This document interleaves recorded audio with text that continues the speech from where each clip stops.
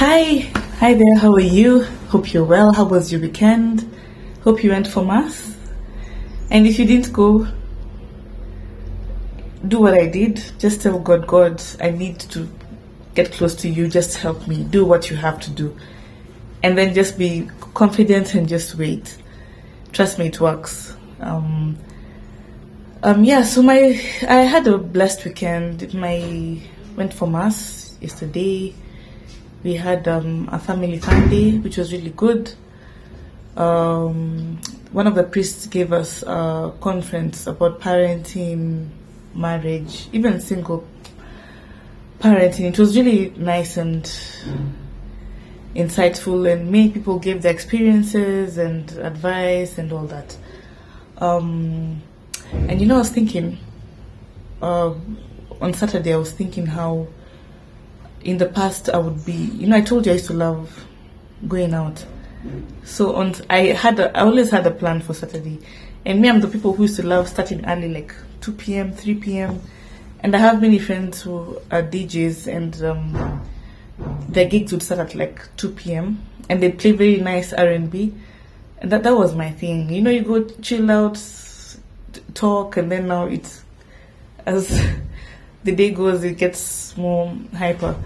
So on Saturday, I was thinking about that past, because guess where I went on Saturday, or where I go every Saturday for choir practice. And I asked myself, me, Diana, for going for choir practice on a Saturday, it was not me. It's like God works in mysterious ways. Anyway, so today, first of all, a big welcome to all those who are new, and thank you for those who have come back to my channel. Today, I just want to talk about something I learned yesterday. So during the talk we had with the father, I asked him, how do we single parents, now depends if you're a single mom or a single dad, so how do you balance being a mom and a dad at the same time? Because a mom has her roles, a dad has his roles, but now if you're a single parent, you have to perform both roles. And the two things he said that really, really hit me. First, he said, it's hard. It's especially if you're a single parent because of your own actions, your own mistakes. It's not easy, but you have to be strong. And I'm speaking to you. I know how difficult it can be. You're out there with people, you're smiling, people think you're okay, they think, she's doing well.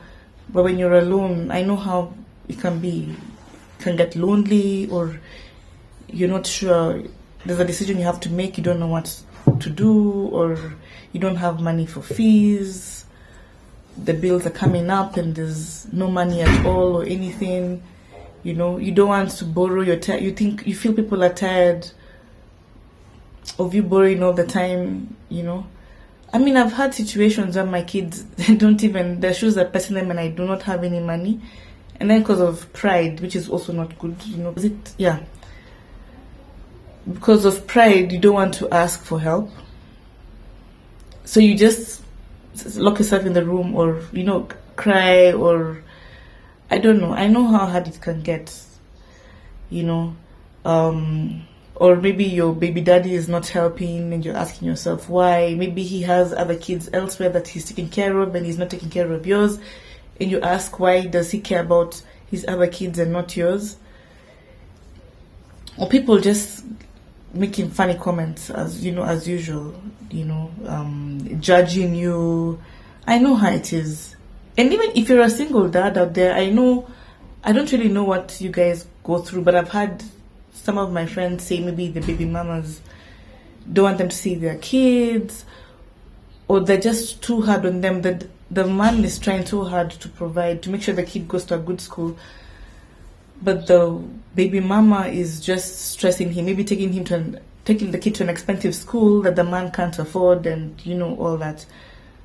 So I'm speaking to you. I know it can be very, very difficult, but you have to be strong. Everyone has a cross, and you just have to believe and trust that God gave you that cross because He knows you can handle it, and not on your own. You have to lean on Him. You know, I will speak about my mental issues. My depression. I still have, but it's not as bad as before. But yes, you need to really. You can't do anything in this world without God, and God knows how to draw good from evil. So you sinned. Yes, you got a baby. Thank God you didn't abort, because that would have been, an option. You'd have done it quietly and no one would have ever known, and but you chose to have this baby or babies. But how many times do we, when something happens, like a trial or something, the first thing we do is look for a friend to call? How many times do we ever just kneel down and talk to God and cry to Him and tell Him, this is how I'm feeling, what should I do? Or to Our Lady. How many times do we do that? To be honest, I've been very guilty of, the first thing I do is call a friend. If someone has made me angry, or I'm feeling sad, or I'm feeling down, I'll call a friend and I'll vent. Though now I'm really trying to work on always focusing on God first. So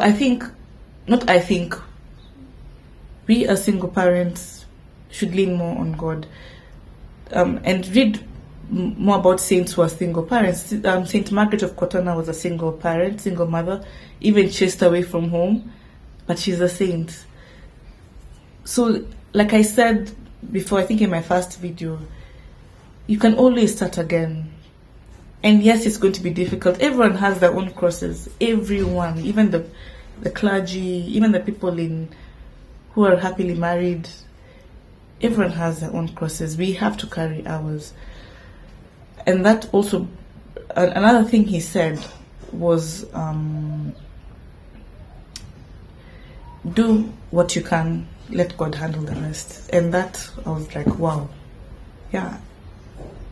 And I've read about it, I don't know in which book. I love reading, and I've read like so many books, I can't even remember. Though I have a friend who he remembers everything, the page, read this book, this page. Yeah, do what you can, do the best you can, and let God handle the rest. If you're a single mom and you have boys, and of course they need a male role model, do the best you can and just leave the rest to God. And I think if we have that confidence in God, He's going to do everything and they'll turn out right. Because the mistake again we make is we always try to solve things on our own, which doesn't work, Yeah, so I think that's what I'm going to work on myself, because that has been a major worry. But yes, I'm going to work on that, and I hope you will too. Another thing I'd say is to become spiritually stable.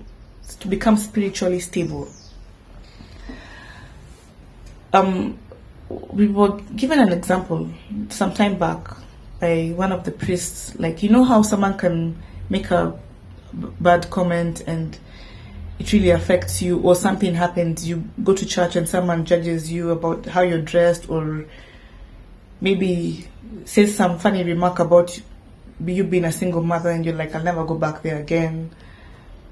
Or a priest gives a sermon and he's not even talking to you personally, but you feel like he's hit a spot and you're like, you know what, I don't like that priest, or I'll never go back there again. Okay, he didn't give that example. I'm just thinking. But basically he said, when you're spiritually stable, those things don't really affect you. Someone can say something and you're like, or someone can judge you in church or something, and it won't stop you from going to do what you're going to do. Another good example is what is happening right now with the Pope, maybe like this whole homosexuality thing, and people saying, that's why I left the Catholic Church. Did you join the Catholic Church because of the Pope, because of your priest, your bishops, or because of God? Because as long as you know your catechism, you know God's word, that's what you should follow. So no matter what a priest does, or a bishop does, or the Pope does, that should not affect your Catholic faith. What you should do is pray for them. And that's another thing. How many times do we pray for our priests, our bishops, the Pope? Because we assume that because they're priests or bishops or the Pope, that they're perfect, they don't make mistakes, they don't sin. And that's not true. We need to pray for them and not judge them. So, basically, and I'll put a link. A friend of mine, Esther, did a video about resolutions. I think you should watch it and just try and do those resolutions. Yeah, and just don't give up. Keep on praying, keep on receiving the sacrament, receive Holy Communion, go for confession, because as much as maybe you're trying to change or live a good life, the devil is still there. It's very easy for you to go back. So you need the strength, and you can only get that strength from God. And you need to stay close to Him, by meditating, praying. Go for daily mass if you can. Today I went for morning mass and I feel so good. Let me tell you something, guys. Me and waking up, I'm someone who loves sleeping late and waking up late. So I've been saying for weeks, let me try and adjust the time I sleep and the time I wake up, so eventually I'll wake up at 5 so I can make it for morning mass. It went on for I don't know how long. Excuse after excuse. Then yesterday I told myself, no, then I stop it. You need to just start going for morning mass. And during mass I told God, I need to come for mass tomorrow, morning mass, and me and waking up. So please make sure I come. I set the alarm and I managed to wake up and I didn't feel sleepy. I was there on time. After mass I was able to do my meditation, because normally sometimes I am too sleepy, I don't meditate properly. And guys, my concentration span is bad. I can't even read one book alone. I have to read, it's really bad. I don't even know how to explain it. So meditating, I'm not even perfect yet. So what I'm doing, because it's very, very, very important, guys. So what I am doing is I try doing 5 minutes first. Once I can do 5 minutes, then I'll move to 10 and then 15, like that. But I'm not giving up, because I am not. And I don't think, you guys, if you're not doing it, please start. So yeah, I had my morning, my days, I'm feeling like it's good. I hope when I go pick up my daughters, it will be good. 2 weeks ago, I was caught by the cops. Can you imagine? Traffic cops. The jam was really bad. I think a week ago. I didn't pick up my daughter last week. I was done with the jam. I said, the jam had been so bad. So that day, I put on my Gregorian chants, listening to music. I was very calm. But at the same time, the heat and the jam. So I get to the roundabout. The lights were, it was 3, 2, 1. I crossed, it was 3, still green. But there are too many cars at the roundabout, so I didn't make it to go to the other side. I don't know if you understand what I'm saying, but basically the cars that were coming like this started hooting at me. The cops turned to see what's going on. So I was told the number of Hail Marys I did. I prayed the Hail Mary I don't know how many times, and I was trying to remain calm. So the guy is the cops are you're not following the lights. I tried to explain nothing. So he said, let me take her he told his friend, let me take her, his colleague, let me take her to Kilimani. I didn't argue. I said, okay, fine. He sat, we went, we drove. And then the guy is humming to my Gregorian chants. He didn't even know. I can promise you he's never heard them before. But he's humming. Of course not in tune, but he's literally humming. And I'm see, the music should just touch you and you just let me go. We went till Kilimani. And he started hitting me ugh. But I was still calm, and they're very nice. Told me have a seat. He wrote my name in the book. And then this other cop comes. The guy leaves me. This other cop comes. Greets me very nicely. Asks me how I am. Then he tells me, this is very petty. Yeah, traffic. Yeah, if it was, it's not like you murdered someone. If it's a murder, even if you didn't murder anyone, but just being an accomplice, that's a big, it's a case, and Then I was telling him, yeah, but I don't want to go to court. Things like court and what, and So I explained what happened, and he let me go on, but warning. But yeah. But another thing is being close to Our Lady. I feel helps. When I cook, I have to say the Hail Mary, and I cook with her. I always tell her, let's cook together. Or even when I'm driving, and I'm a real. I don't like stress when driving. So I avoid roads that I know will stress me, where people you have to fight, to pass or whatever. So if I get to a junction where I feel it's really crazy, I always say the Hail Mary, and trust me, it just clears. It's amazing. It's not coincidence. I mean, she's really done wonders. So just be close to her as well. Talk to the saints. Be their friends right now. Be friends. Be a friend to your guardian angel as well. Talk to him. And I'm sure we'll be fine. We'll be fine. It's not easy, but just remember, God doesn't give you anything you can't handle. And yeah, it's your cross, and also take it like maybe this is penance and pain, so I don't have to spend a lot of time in purgatory. And trust me, God somehow just gives you the grace to make it. Before I end this video, I actually want to start a group or a community for single parents, where we'll be having retreats, and we'll have conferences. Our priests can give conferences, and just get-togethers. We'll have barbecues, and just that whole sharing of experiences.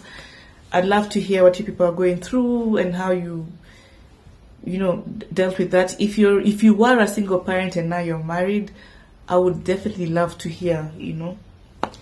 I still owe you guys.